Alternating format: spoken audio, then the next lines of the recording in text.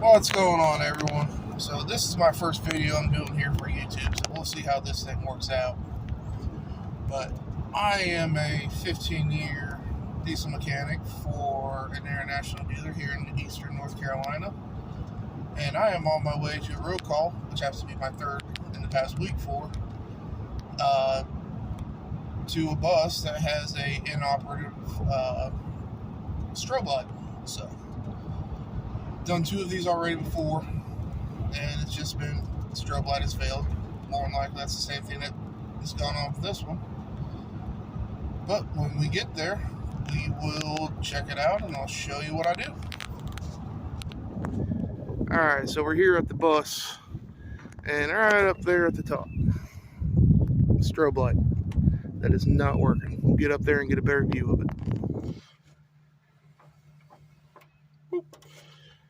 Alright, everyone. It's a little windy up there, and plus I'm going to have to climb up on a ladder, and I'm not the biggest fan of heights, especially with my size, so I figured I'd just come down here and give you an idea of what I did. So, have my meter here, and what I use for my test leads, especially when I'm checking voltages, is a Low Pro. This is a Blue Point one. I don't know if you can see, but Low Pro. And all you do is you put it on your pins here, one there, one there. Then you press this little red button, and what that does, it puts a small impedance on your circuit when you have voltage on it. On an ideal circuit, you're wanting no less than a half a volt drop on the 12 volt circuit. In this case, up there with the key on, engine off, I had 12 volts at the light, and then when I pressed the button, I had 11.7. So we are less than a half a volt, which means we have a good circuit. It load tested good, both on the positive side and ground side, because we completed the circuit and tested it. So yeah, this is the strobe light, and this is what we're going to replace. This is the third one I've done this week, so we'll get it done. Alright, I got it working. So we'll go ahead and get down here and check the other thing out on this bus. Alright, so the other thing we had going on here with this bus is this knob. It's not working like it should. See, it turns all the way around and around and around. So, I'm going to pull it apart and we'll see what we got.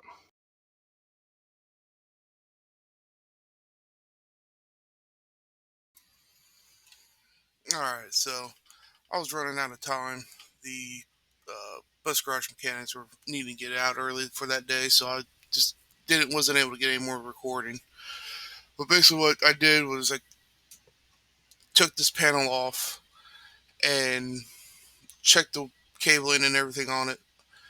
Found that the valve down here in the bottom right corner was a little bit jammed, so I undid the cabling, freed it up, and ended up having to replace the